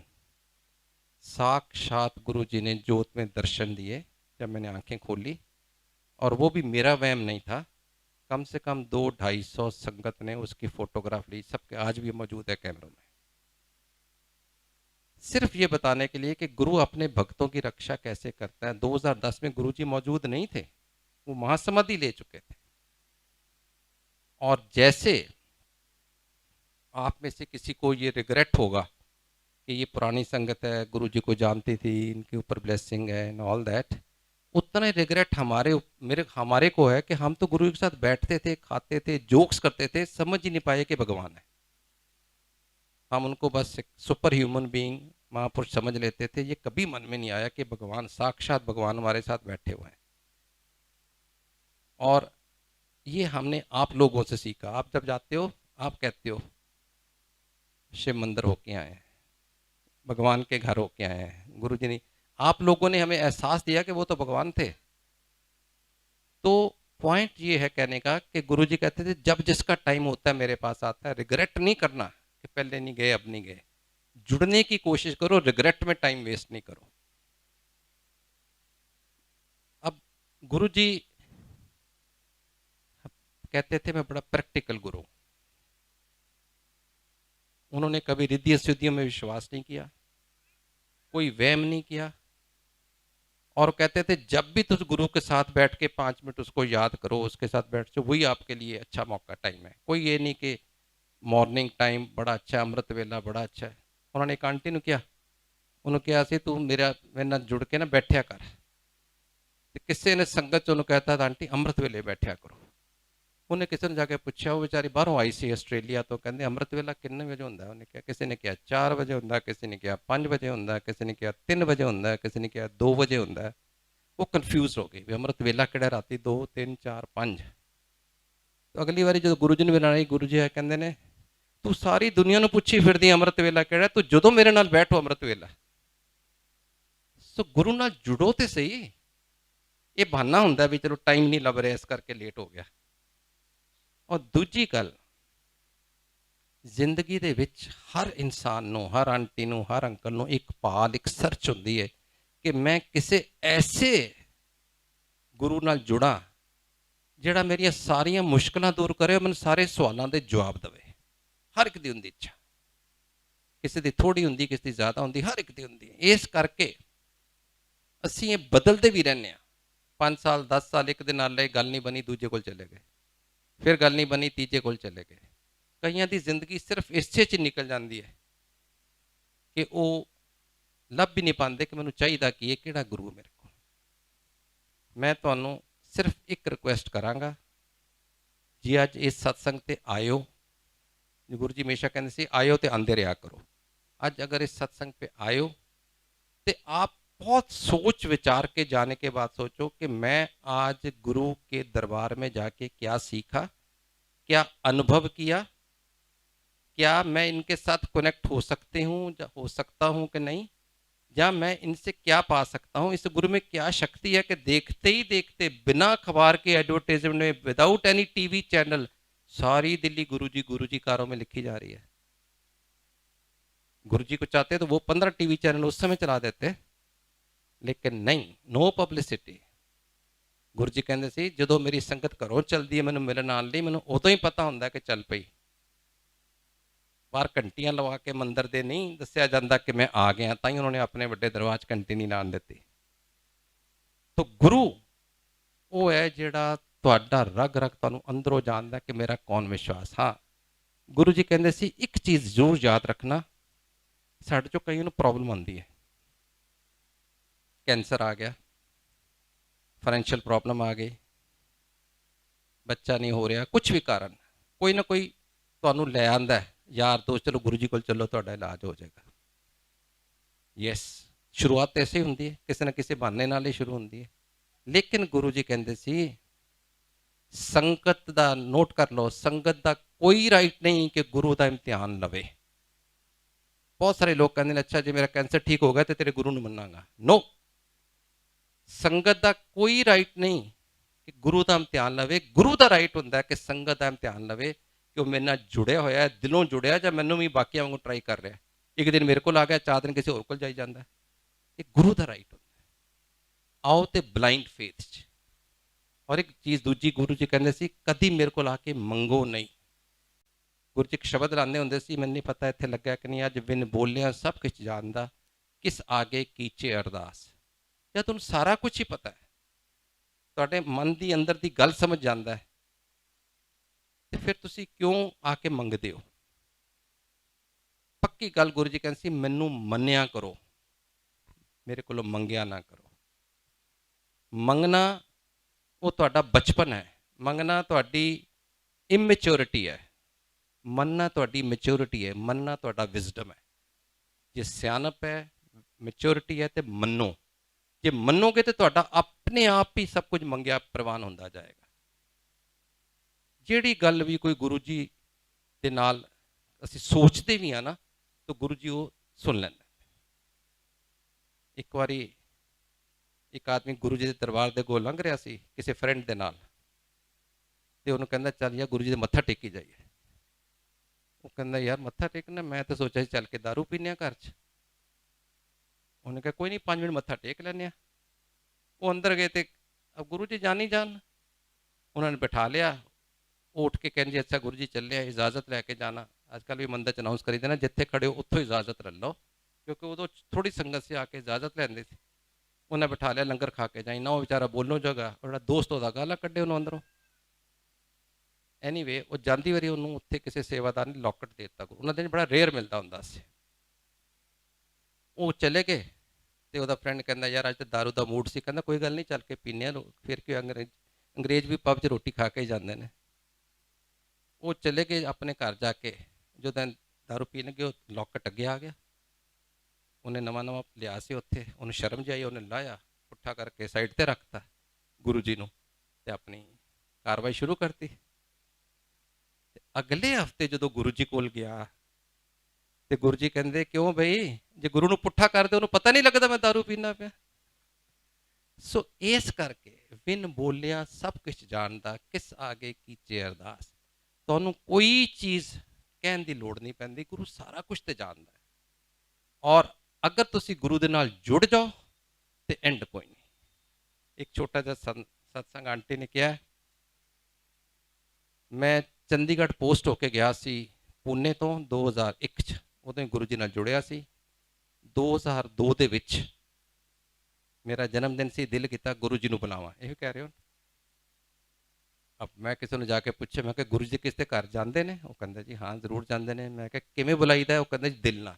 ਅਬ ਇਹ ਤਾਂ ਬੜਾ ਅਜੀਬ ਜਿਹਾ ਲੱਗਾ ਵੀ ਦਿਲ ਨਾਲ ਤੇ ਬੜਾ ਰਿਲੇਟਿਵ ਟਰਮ ਹੋ ਗਈ। ਐਨੀਵੇ ਮੈਂ ਤੇ ਮੇਰੀ ਵਾਈਫ ਚੰਡੀਗੜ੍ਹੋਂ ਗੱਡੀ ਲੈ ਕੇ ਸ਼ਾਮੀ ਜਲੰਧਰ ਪਹੁੰਚ ਕੇ, ਗੁਰੂ ਜੀ ਉਹਨਾਂ ਦੇ ਜਲੰਧਰ ਆਏ ਹੋਏ ਸੀ, ਤੇ ਅਸੀਂ ਜਾ ਕੇ ਇਹੋ ਹੀ ਕਹਿ ਕੇ ਗਏ ਵੀ ਗੁਰੂ ਜੀ ਨੂੰ ਰਿਕੁਐਸਟ ਕਰਾਂਗੇ ਸਾਡੇ ਘਰ ਆਉਣ ਜਨਮ ਦਿਨ ਤੇ। ਅਬ ਚੰਡੀਗੜ੍ਹੋਂ ਜਲੰਧਰ 2 ਘੰਟੇ ਦਾ ਰਸਤਾ। ਜਦੋਂ ਜਲੰਧਰ ਆਉਣ ਲੱਗਾ ਨਾ, ਤੇ ਫਿਰ ਸਾਡੇ ਮਨ 'ਚ ਹੋ ਰਹੇ ਜੇ ਗੁਰੂ ਜੀ ਗੁੱਸਾ ਕਰਨ, ਤੂੰ ਕੀ ਸਮਝਦਾ ਆਪਣੇ ਆਪ ਨੂੰ? ਤੂੰ ਅਫਸਰ ਹੋਏਗਾ ਆਪਣੇ ਘਰ, ਮੈਂ ਐਸਾ ਥੋੜਾ ਕਿਸੇ ਦੇ ਘਰ ਚਲੇ ਜਾਣਾ। ਤੇਰੀ ਹਿੰਮਤ ਕਿਵੇਂ ਪਈ ਮੈਨੂੰ ਪੁੱਛਣ ਦੀ? ਮਤਲਬ ਹਰ ਤਰ੍ਹਾਂ ਦੇ ਨੈਗੇਟਿਵ ਪੋਜ਼ਿਟਿਵ ਸਾਰੇ ਮਨ 'ਚ ਖਿਆਲ ਆਈ ਜਾਣ। ਡਰ ਵੀ ਲੱਗੇ ਕਿ ਹੁਣ ਗੁਰੂ ਜੀ ਨਾਲ ਕਦੀ ਇੰਨੇ, ਮਤਲਬ ਗੁਰੂ ਜੀ ਨਾਲ ਜਦੋਂ ਆਪਣੇ ਮੂਡ 'ਚ ਹੋਣ, ਅਸੀਂ ਆਪਣੇ ਆਪ ਜਾ ਕੇ ਲਿਬਰਟੀ ਤੇ ਲੈ ਹੀ ਨਹੀਂ ਸਕਦੇ ਗੁਰੂ ਨਾਲ। ਅਸੀਂ ਖੈਰ ਉੱਥੇ 6:30 ਸਵਾ 6 ਪਹੁੰਚ ਗਏ। 7 ਵਜੇ ਗੁਰੂ ਜੀ ਦਾ ਸਿੰਘਾਸਨ ਤੇ ਬੈਠਣ ਦਾ ਟਾਈਮ ਹੁੰਦਾ ਸੀ। ਮੈਂ ਜਾ ਕੇ ਉੱਥੇ ਗੱਡੀ ਪਾਰਕ ਹੀ ਕੀਤੀ, ਇੱਕ ਸੇਵਾਦਾਰ ਆ, ਕਹਿੰਦਾ ਨਾਰੰਗ ਅੰਕਲ ਹੋ? ਮੈਂ ਕਿਹਾ ਹਾਂਜੀ। ਗੁਰੂ ਜੀ ਅੰਦਰ ਬੁਲਾ ਰਹੇ ਨੇ। ਮੈਂ ਕਿਹਾ ਯਾਰ ਉਹਨੂੰ ਕਿਵੇਂ ਪਤਾ ਲੱਗ ਗਿਆ? ਫਿਰ ਮੈਂ ਸੋਚਿਆ ਚਲੋ ਸਰਕਾਰੀ ਗੱਡੀ ਹੈ, ਨਾਲ ਉਹ ਫੋਰਸ ਹੁੰਦੀ ਹੈ, ਤੇ ਮੈਂ ਕਿਹਾ ਪਛਾਣ ਗਏ ਹੋਣਗੇ। ਐਨੀਵੇ ਮੇਰੀ ਬੇਵਕੂਫੀ ਸੀ। ਅੰਦਰ ਗਏ, ਗੁਰੂ ਜੀ ਨੇ ਬਿਠਾ ਲਿਆ, ਮੰਜੀ ਤੇ ਬੈਠੇ ਸੀ, ਮੈਂ ਤੇ ਮੇਰੀ ਵਾਈਫ ਥੱਲੇ ਬਹਿ ਗਏ। ਚਾਏ ਪ੍ਰਸ਼ਾਦ ਆ ਰਿਹਾ, ਪਕੌੜੇ ਆ ਰਹੇ ਨੇ, ਪਨੀਰ ਦੇ, ਜਲੇਬੀ, ਸਮੋਸਾ ਖਵਾਏ ਗਏ। 6:45 ਵਜ ਗਏ। ਮੈਂ ਵਾਈਫ ਨੂੰ ਕਿਹਾ, ਮੈਂ ਕਿਹਾ ਪੁੱਛ ਗੁਰੂ ਜੀ ਨੂੰ ਆਉਣ ਲਈ, ਉੱਥੇ ਜਾ ਕੇ ਬੈਠ ਕੇ ਤੇ ਫਿਰ ਕਿਵੇਂ ਗੱਲ ਕਰਾਂਗੇ? ਉਹ ਮੈਨੂੰ ਚੁੰਡੀ ਮਾਰੇ, ਤੁਸੀਂ ਪੁੱਛੋ। ਡਰ ਲੱਗੇ ਕੋਈ ਗੁੱਸਾ ਨਾ ਕਰਨ, ਅਸੀਂ ਇੱਕ ਦੂਜੇ ਨੂੰ ਦੇਖ ਕੇ ਜਾਈਏ, ਚੁੰਡੀਆਂ ਮਾਰੇ ਜੇ ਹਿੰਮਤ ਨਾ ਪਏ। ਐਨ ਗੁਰੂ ਜੀ ਕਹਿੰਦੇ ਨੇ ਕਿਉਂ ਨਾਰੰਗ ਆਂਟੀ ਬੋਲਦੀ ਨਹੀਂ ਪਈ? ਘਰ ਵਾਲੇ ਦਾ ਜਨਮ ਦਿਨ ਹੈ, ਬੁਲਾਣਾ ਹੀ ਹੈ ਮੈਨੂੰ। ਅਸੀਂ ਤੇ ਬਿਲਕੁਲ ਹੀ ਹਾਂਜੀ ਗੁਰੂ ਜੀ ਕਿਹੜੀ ਤਰੀਕ ਹੈ? ਫਲਾਣੀ ਤਰੀਕ ਹੈ, ਮੈਂ ਆਵਾਂਗਾ। ਠੀਕ, ਹੁਣ ਗੁਰੂ ਜੀ ਨੇ ਆਉਣਾ ਸੀ, ਫੈਸਲਾ ਹੋ ਗਿਆ। ਹੁਣ ਸਾਡੇ ਦਿਮਾਗ 'ਚ ਗੁਰੂ ਜੀ ਦੀ ਵੈਲਕਮ ਕਿਵੇਂ ਕਰਨੀ ਹੈ, ਰਿਸੈਪਸ਼ਨ ਕਿਵੇਂ ਕਰਨੀ ਹੈ, ਗੁਰੂ ਜੀ ਨੂੰ ਜੀ ਆਏ ਕਿਵੇਂ ਕਹਿਣਾ ਹੈ, ਕਿੰਨੀ ਸੰਗਤ ਬੁਲਾਣੀ ਹੈ, ਕੀ ਕਰਨਾ, ਕੁਝ ਪਤਾ ਨਹੀਂ। ਨਵੇਂ ਚੰਡੀਗੜ੍ਹ ਪੋਸਟਿੰਗ ਤੇ ਗਏ ਸੀ। ਐਨੀਵੇ ਉਹ ਵੀ ਇੱਕ ਹਫ਼ਤਾ ਪਹਿਲੇ ਕਿਸੇ ਦੇ ਘਰ ਗੁਰੂ ਜੀ ਪਟਿਆਲੇ ਆ ਰਹੇ ਸੀ, ਉਹਨੇ ਮੈਨੂੰ ਫੋਨ ਕੀਤਾ ਕਿ ਮੈਂ ਤੁਹਾਨੂੰ ਜਾਣਦਾ ਤਾਂ ਨਹੀਂ ਪਰ ਗੁਰੂ ਜੀ ਮੇਰੇ ਘਰ ਆ ਰਹੇ ਨੇ, ਜੇ ਤੁਸੀਂ ਆਓ। ਅਸੀਂ ਬੜੇ ਖੁਸ਼ ਹੋ ਗਏ, ਪਤਾ ਲੱਗ ਜਾਏਗਾ ਕਿਵੇਂ ਵੈਲਕਮ ਕਰਨੀ। ਉਹਨੇ 9 ਦਾ ਟਾਈਮ ਦਿੱਤਾ ਸੀ, ਸਵੇਰੇ 7, 7:30 ਹੀ ਪਹੁੰਚ ਗਏ ਵੀ ਚਲੋ ਸਾਰਾ ਕੁਝ ਸਿੱਖਾਂਗੇ। ਬਿਲਕੁਲ ਵਿਆਹ ਵਾਲਾ ਮਾਹੌਲ ਘਰ ਦੇ ਵਿੱਚ, ਫੁੱਲ ਹੀ ਫੁੱਲ, ਮਤਲਬ ਡੈਕੋਰੇਸ਼ਨ ਫਸਟ ਕਲਾਸ। ਖੈਰ ਅਸੀਂ ਸਾਰਾ ਕੁਝ ਸਿੱਖਾਏ ਗੁਰੂ ਨੂੰ ਕਿਵੇਂ ਰਿਸੀਵ ਕਰਨਾ। ਜਦੋਂ ਅਸੀਂ ਆਏ ਸਾਡੇ ਘਰ ਗੁਰੂ ਜੀ, ਤੇ 100-150 ਆਦਮੀ ਦਾ ਅਸੀਂ ਅਰੇਂਜਮੈਂਟ ਕੀਤਾ ਸੀ, ਕਿਉਂਕਿ ਮੈਂ ਉੱਥੇ ਆਫਿਸਰਸ ਕਾਲੋਨੀ ਵਿੱਚ ਸੀ। ਉੱਥੇ ਸਾਰੇ ਰਹਿੰਦੇ ਸੀ, ਵੱਡੇ ਵੱਡੇ ਡੀਜੀ ਪੁਲਿਸ ਵੀ ਸੀ, ਮਿਨਿਸਟਰ ਵੀ ਸਨ ਪੰਜਾਬ ਗੌਰਮੈਂਟ ਦੇ। ਮੈਂ ਕਿਹਾ ਹੁਣ ਮੈਂ ਉਹਨਾਂ ਨੂੰ ਕਹਿ ਤੇ ਆਇਆ, ਪਰ ਨਹੀਂ ਕੋਈ ਆਵੇ ਨਾ ਆਵੇ, ਮੈਂ ਜ਼ਿੰਮੇਵਾਰੀ ਤੇ ਲੈ ਨਹੀਂ ਸਕਦਾ। ਪਰ ਇਹ ਪਤਾ ਲੱਗਾ ਸੀ ਕਿ ਜਦੋਂ ਗੁਰੂ ਜੀ ਨੂੰ ਆਉਂਦੇ ਨੇ, ਆਪੇ ਹੀ ਬਾਈ ਵਰਡ ਆਫ ਮਾਊਥ, ਕੰਨੋਂ ਕੰਨੀ ਆਵਾਜ਼ ਫੈਲ ਜਾਂਦੀ ਹੈ ਤੇ ਆ ਜਾਂਦੇ ਨੇ ਬੜੀ ਸੰਗਤ। ਤਾਂ ਉਸ ਚੀਜ਼ ਨੂੰ ਨਜ਼ਰ ਰੱਖ ਕੇ 150 ਬੰਦੇ ਦਾ ਹਲਵਾ ਪ੍ਰਸ਼ਾਦ ਮੇਰੀ ਵਾਈਫ ਨੇ ਤਿਆਰ ਕੀਤਾ, ਲੰਗਰ ਕਿਹਾ ਤਿਆਰ। ਉਹ ਜਦੋਂ ਗੁਰੂ ਜੀ ਆਏ ਤੇ ਉੱਥੇ ਤੇ ਸੰਗਤ ਆਈ ਜਾਏ ਆਈ ਜਾਏ ਆਈ ਜਾਏ, ਸਮਝ ਹੀ ਨਾ ਲੱਗੇ। 400 500 ਹੋ ਗਏ। ਮੈਨੂੰ ਅੱਜ ਵੀ ਯਾਦ ਹੈ ਜਦੋਂ ਗੁਰੂ ਜੀ ਇਹ ਪ੍ਰਸ਼ਾਦ ਤੁਹਾਨੂੰ ਦੱਸਿਆ ਦਿੰਦੇ ਸੀ, 2 ਹੱਥਾਂ 'ਚ ਆਉਂਦਾ ਸੀ, ਇਹਨਾਂ ਨੂੰ ਦੇਣ। ਮੇਰਾ ਦਿਲ ਕਰੇ ਜਾ ਕੇ ਗੁਰੂ ਦੇ ਕੰਨ 'ਚ ਕਹਾਂ, ਗੁਰੂ ਜੀ ਥੋੜਾ ਥੋੜਾ ਦਿਓ, ਬੰਦੇ ਥੋੜੇ ਨੇ, ਬੰਦੇ ਬਹੁਤ ਜ਼ਿਆਦਾ ਨੇ, ਪਰ ਹਿੰਮਤ ਚਾਹੀਦੀ ਹੈ। ਨਹੀਂ, ਮੈਂ ਗੁਰੂ ਜੀ ਵੱਲ ਘੂਰ ਦੇਖਾਂ, ਬੜੇ ਧਿਆਨ ਨਾਲ, ਉਹ ਵੀ ਮੇਰੇ ਵੱਲ ਘੂਰ ਕੇ ਦੇਖਾਂ ਨਾ, ਜਦੋਂ ਮੈਂ ਉਹਨਾਂ ਵੱਲ ਦੇਖਾਂ ਉਹ ਪ੍ਰਸ਼ਾਦ ਡਬਲ ਕਰ ਦੇਣ। ਮੈਂ ਕਿਹਾ ਯਾਰ ਇਹ ਤੇ ਮੁਸ਼ਕਲ 'ਚ ਫਸ ਗਿਆ। ਪੰਜਾਬ 'ਚ ਵੀ ਕੀ ਸਾਡੇ ਇੱਕ ਇੰਡੀਅਨ ਟ੍ਰੈਡੀਸ਼ਨ ਹੈ, ਜਿਹੜੇ ਨਵੇਂ ਆਉਂਦੇ ਨੇ ਲੋਕ ਸੰਗਤ 'ਚ, ਉਹਨਾਂ ਨੂੰ ਪਤਾ ਨਹੀਂ ਹੁੰਦਾ, ਜਾਂ ਵੈਸੇ ਵੀ ਕਿਸੇ ਦੇ ਘਰ ਕੋਈ ਪੂਜਾ ਸਤਸੰਗ ਤੇ ਜਾਵੇ, ਮਿਠਾਈ ਦਾ ਡੱਬਾ ਵੀ ਲੈ ਜਾਂਦੇ ਨੇ। ਉਹ 20-25 ਡੱਬੇ ਉਹ ਵੀ ਹੋ ਗਏ ਸੀ ਇਕੱਠੇ, ਦਬਾ ਦਬ ਪਲਟ ਕੇ ਪਰਾਤ 'ਚ ਪਾਤੇ। ਪਰ ਹੁਣ ਪ੍ਰਸ਼ਾਦ ਤੇ ਆ ਸਕਦਾ ਸੀ, ਮੇਰੇ ਕੋਲ ਫੋਰਸ ਆਫਿਸਰ ਸਨ, ਜਾ ਕੇ ਲਿਆਂਦੇ, ਪਰ ਆਰਾ ਉੱਥੋਂ ਲਿਆਉਣ, ਡੱਬਿਆਂ 'ਚ ਪੈਕ ਕਰਾਉਣ, ਘਰ ਲਿਆ ਕੇ ਦੇਣ ਨੂੰ ਅੱਧਾ ਘੰਟਾ ਤੇ ਚਾਹੀਦਾ ਸੀ ਉਸ ਕੰਮ ਲਈ। ਉਹ ਪ੍ਰਸ਼ਾਦ ਜੋ ਸ਼ੁਰੂ ਹੋ ਜਾਂਦਾ ਫਿਰ ਵਿੱਚੋਂ ਛੋੜ ਪਾ ਤੇ ਬੜਾ ਅਜੀਬ ਲੱਗਦਾ। ਐਨੀਵੇ ਕੜਾ ਪ੍ਰਸ਼ਾਦ ਤੇ ਖਤਮ ਹੋ ਗਿਆ 150 ਬੰਦੇ 'ਚੋਂ। ਲੱਡੂ ਬਰਫੀ ਜੋ ਵੀ ਆਇਆ ਸੀ ਇਕੱਠੇ ਕਰਕੇ ਦੇ ਦਿੱਤੇ। ਫਿਰ ਜਿਹੜਾ ਆਵੇ ਗੁਰੂ ਜੀ, ਕਿਸੇ ਨੂੰ 6 ਪੀਸ ਲੱਡੂ, ਕਿਸੇ ਨੂੰ 6 ਲੱਡੂ। ਫਿਰ ਮੈਂ ਕਿਹਾ ਗੁਰੂ ਜੀ ਇੱਕ ਇੱਕ ਲੱਡੂ ਦਿਓ। ਮੈਂ ਮਨ 'ਚ ਸੋਚਾਂ ਵੀ ਇਹ ਪੂਰੇ ਨਹੀਂ ਹੋਣੇ, ਸਾਰੀ ਲਾਈਨ ਲੱਗੀ ਹੋਈ ਹੈ, ਪਰ ਕੌਣ ਕਵੇ। ਗੁਰੂ ਜੀ ਇੰਝ ਹੀ ਦਿੰਦੇ ਗਏ, ਸੰਗਤ ਚਲਦੀ ਗਈ। ਮੈਂ ਕਿਹਾ ਹੁਣ ਜੋ ਹੋਏਗਾ ਦੇਖੀ ਜਾਏਗਾ, ਆਪੇ ਗੁਰੂ ਜੀ ਸੰਭਾਲਣ। ਮੈਂ ਆਪਣੇ ਆਪ ਨੂੰ ਪਿੱਛੇ ਬਾਹਰ ਕੱਢ ਲਿਆ ਹੈ ਕਿ ਹੁਣ ਗੁਰੂ ਜੀ ਸੰਗਤ ਜੀ ਹੈ। ਸੰਗਤ ਜੀ ਵਿਸ਼ਵਾਸ ਕਰੋਗੇ ਕਿ ਮੈਂ ਜਦੋਂ ਜਦੋਂ ਉਸ ਪਰਾਤ 'ਚ ਨਜ਼ਰ ਮਾਰੀ, ਉਹ ਲੱਡੂ ਤੇ ਬਰਫੀ ਤੇ ਪ੍ਰਸ਼ਾਦ ਦੀ, ਜਦੋਂ ਜਦੋਂ ਵੀ 50 100 150 200, ਤੁਹਾਨੂੰ ਦੱਸਿਆ 500 ਸੰਗਤ ਆ ਗਈ ਸੀ, 150 ਦਾ ਹਲਵਾ ਪਿਆ ਸੀ। ਜਦੋਂ ਤੱਕ ਉਹਨਾਂ ਨੇ ਜਿੰਨਿਆਂ ਨੂੰ 300 250 ਵੰਡਿਆ, ਪਰਾਤ ਦੇ ਵਿੱਚ ਉਹਨੇ ਦੇ ਉਹਨੇ ਲੱਡੂ ਤੇ ਬਰਫੀ ਪ੍ਰਸ਼ਾਦ ਪਏ ਰਹੇ। ਔਰ ਜਦੋਂ ਗੁਰੂ ਜੀ ਨੇ ਸਾਰੀ ਸੰਗਤ ਨੂੰ ਵੰਡ ਦਿੱਤਾ ਤੇ ਉਹਨੇ ਹੀ ਫਿਰ ਬਚੇ ਰਹੇ। ਇਹ ਮੇਰਾ ਗੁਰੂ ਹੈ। ਇਹ ਚੀਜ਼ਾਂ ਆਪ ਐਕਸਪੀਰੀਅੰਸ ਕੀਤੀਆਂ ਨੇ, ਮੇਰੇ ਹੁਣ ਖੜੇ ਹੋ ਜਾਂਦੇ ਨੇ ਜਦੋਂ ਮੈਂ ਦੇਖ ਕੇ, ਕਿਉਂਕਿ ਸਾਰੀ ਚੀਜ਼ਾਂ ਐਕਸਪੀਰੀਅੰਸ ਕੀਤੀਆਂ ਨੇ, ਸ਼ੇਅਰ ਕਰ ਰਿਹਾ। ਇਹਨਾਂ ਨੇ ਕਿਹਾ ਮਨ 'ਚ ਨਿਕਲ ਵੀ ਜਾਂਦੀਆਂ ਨੇ, ਹਿਊਮਨ ਬੀਇੰਗ ਆ। ਲੇਕਿਨ ਇੱਕੋ ਗੱਲ ਯਾਦ ਰੱਖੋ, ਜੇ ਇਸ ਗੁਰੂ ਨਾਲ ਜੁੜੋ ਤੇ ਕਿਤੇ ਹੋਰ ਜਾਣ ਦੀ ਲੋੜ ਨਹੀਂ। ਹਾਂ, ਜੁੜਨ ਲਈ ਜੇ ਤੁਹਾਨੂੰ ਟਾਈਮ ਲੱਗ ਰਿਹਾ ਹੈ, ਉਹ ਲੈ ਲਓ। ਪ੍ਰੋਬੇਸ਼ਨ ਤੇ ਉਹ ਹਾਲੀ ਹੋਰ ਸੋਚ ਰਹੇ ਹੋ, ਕਿਸੇ ਨੇ ਕਿਤੇ ਹੋਰ ਪਾਇਆ, ਉੱਥੇ ਜ਼ਰੂਰ ਜਾਣਾ ਹੈ, ਜ਼ਰੂਰ। ਕਈਆਂ ਦੇ ਮਨ 'ਚ ਹੁੰਦਾ ਕਿ ਅਸੀਂ ਫਲਾਣੇ ਭਗਵਾਨ ਨੂੰ ਮੰਨਿਆ, ਪਰ ਉਸੇ ਮੰਦਿਰ 'ਚ ਹੀ ਉੱਥੋਂ ਮੰਨਦਾ, ਦੂਜੇ ਹੋਰ ਕਿਸੇ ਦੇ ਮੰਦਿਰ 'ਚ ਨਹੀਂ ਜਾਂਦੇ। ਕਈ ਤਰ੍ਹਾਂ ਦੇ ਮਨ 'ਚ ਬਰੋਟਅਪ ਹੈ, ਸਾਡੀ ਸੰਸਕਾਰ ਨੇ। ਕੁਛ ਨਹੀਂ ਕਹਿਣਾ ਮੈਂ, ਉਹ ਤੁਹਾਡੀ ਆਪਣੀ ਆਸਥਾ ਹੈ। ਲੇਕਿਨ ਇੱਕ ਵਾਰੀ ਜੁੜ ਜਾਓਗੇ ਫਿਰ ਇੰਨਾ ਕੁਛ ਪਾਓਗੇ ਕਿ ਐਂਡ ਕੋਈ ਨਹੀਂ। ਔਰ ਦੂਜੀ ਗੱਲ, ਜੇ ਮਨ 'ਚ ਕਿਸੇ ਦੇ ਕੋਈ ਸ਼ੱਕ ਹੋਵੇ, ਮੈਂ ਦੱਸ ਦਿਆਂ, ਗੁਰੂ ਜੀ ਨੇ ਕਦੇ ਨਹੀਂ ਕਿਹਾ ਕਿ ਮੇਰੇ ਕੋਲ ਆਏ ਤੇ ਹੋਰ ਕਿਤੇ ਨਾ ਜਾਓ। ਗੁਰੂ ਜੀ ਨੇ ਕਿਹਾ ਸੀ ਕ੍ਰਿਸ਼ਨ ਭਗਵਾਨ ਦੇ ਭਗਤ ਹੋ ਤੇ ਕ੍ਰਿਸ਼ਨ ਭਗਵਾਨ ਦੇ ਮੰਦਿਰ ਜਾਓ, ਗੁਰੂ ਨਾਨਕ ਦੇ ਭਗਤ ਹੋ, ਸਾਈਂ ਬਾਬਾ ਦੇ ਹੋ, ਸ਼ਿਵ ਦੇ, ਜਿੱਥੇ ਵੀ ਉੱਥੇ ਜਾਓ। ਲੇਕਿਨ ਇੱਕ ਚੀਜ਼ ਯਾਦ ਰੱਖੋ, ਗੁਰੂ ਜੀ ਨੇ ਕਿਹਾ ਸੀ ਸਿਰਫ ਇੱਕ ਥਾਂ ਤੇ ਜਾਓ ਔਰ ਫਿਰ ਮੇਰੇ ਕੋਲ ਆਉਂਦੇ ਰਹੋ, ਮੈਂ ਉਸੇ ਰੂਪ ਤੁਹਾਨੂੰ ਦਰਸ਼ਨ ਦਿਆਂਗਾ। ਦਿਨ ਨਹੀਂ, ਮਤਲਬ ਇਹ ਨਹੀਂ ਕਿ ਤੁਸੀਂ ਰੋਜ਼ ਸੋਮਵਾਰ ਫਲਾਣੇ ਦੇ, ਮੰਗਲ ਫਲਾਣੇ, ਜਿਵੇਂ ਸਾਡੇ ਹੁੰਦਾ ਟਿਊਜ਼ਡੇ ਫਲਾਣੇ। ਮੇਰੀ ਆਂਟੀ, ਮੇਰੀ ਵਾਈਫ ਬੜੇ ਫਾਸਟ ਰੱਖਦੀ ਸੀ, ਔਰ ਸਾਡੀ ਪੋਸਟਿੰਗ ਹੁੰਦੀ ਸੀ ਉੱਥੇ ਜਾ ਕੇ ਨਵਾਂ ਕੁਝ ਨਾ ਕੁਝ ਸਿੱਖ ਲੈਣਾ। ਪੰਜਾਬ 'ਚ ਚਲੋ ਹਨੂੰਮਾਨ ਦਾ ਫਾਸਟ ਹੁੰਦਾ, ਬੰਬਈ ਗਏ ਤੇ ਸੰਤੋਸ਼ੀ ਮਾਤਾ ਦਾ ਵੀ ਸ਼ੁਰੂ ਹੋ ਗਿਆ, ਤੇ ਸਾਈਂ ਬਾਬਾ ਦਾ ਵੀ ਹੋ ਗਿਆ, ਵੀਰ ਵੀ ਫਾਸਟ, ਸ਼ੁੱਕਰ ਵੀ ਫਾਸਟ, ਮੰਗਲ ਵੀ ਫਾਸਟ, ਸੋਮਵਾਰ ਸ਼ਿਵ ਜੀ ਦਾ ਫਾਸਟ, ਬੜਾ ਫਾਸਟ ਰੱਖਦੇ। ਜਦੋਂ ਅਸੀਂ ਗੁਰੂ ਜੀ ਦੇ ਦਰਬਾਰ 'ਚ ਜੁੜੇ, ਹੁਣ ਸਾਨੂੰ ਪਲੀਜ਼ ਸਾਇਲੈਂਟ, ਮੈਂ ਸੌਰੀ ਮੈਂ ਜ਼ਿਆਦਾ ਟਾਈਮ ਲੈ ਗਿਆ, ਪਰ ਪਲੀਜ਼ ਸਾਇਲੈਂਟ 2 ਮਿੰਟ ਬਸ ਲਵਾਂਗਾ। ਤੇ ਉਹ ਇੱਕ ਵਾਰੀ ਸ਼ੁੱਕਰਵਾਰ ਮੈਂ ਦਿੱਲੀ ਟੂਰ ਤੇ ਆ ਰਿਹਾ ਸੀ, ਵਾਈਫ ਤੇ ਮੈਂ ਮੰਦਰ ਗਏ। ਹੁਣ ਸ਼ੁੱਕਰਵਾਰ ਦੇ ਦਿਨ ਉਹ ਨਹੀਂ ਖਾਂਦੇ ਨਾ ਖੱਟਾ ਕੁੱਟਾ, ਤੇ ਮੈਂ ਵਾਈਫ ਨੂੰ ਕਿਹਾ ਕੀ ਕਰੋਗੇ? ਕਹਿੰਦੀ ਮੈਂ ਸੰਭਾਲ ਲਾਂਗੀ। ਉਹਨੇ 4 ਬੰਦਿਆਂ ਦਾ ਲੰਗਰ ਹੁੰਦਾ ਸੀ, ਉਹਨੇ ਕਿਸੇ ਨੂੰ ਕੁਝ ਕਿਉਂ ਨਾ ਆਪਣੀ ਰੋਟੀ ਪਾਣੀ ਨਾਲ ਲੈ ਲਈ। ਠੀਕ ਹੈ ਜੀ, ਬੜੇ ਖੁਸ਼ ਹੋ ਕਿ ਮੈਂ ਆਪਣਾ ਕੰਮ ਚਲਾ ਲਿਆ। ਜਾ ਕੇ ਮੱਥਾ ਟੇਕ ਲੱਗੇ, ਗੁਰੂ ਜੀ ਕਹਿੰਦੇ ਬਹਿ ਜਾਓ।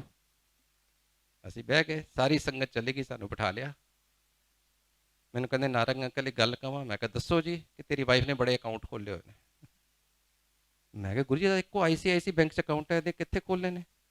ਕਹਿੰਦੇ ਨੂੰ ਪੁੱਛੋ, ਸੋਮਵਾਰ ਦਾ ਅਕਾਊਂਟ, ਮੰਗਲਵਾਰ ਦਾ ਅਕਾਊਂਟ, ਵੀਰਵਾਰ ਦਾ ਅਕਾਊਂਟ, ਸ਼ੁੱਕਰਵਾਰ ਦਾ ਅਕਾਊਂਟ। ਮੈਂ ਚੁੱਪ।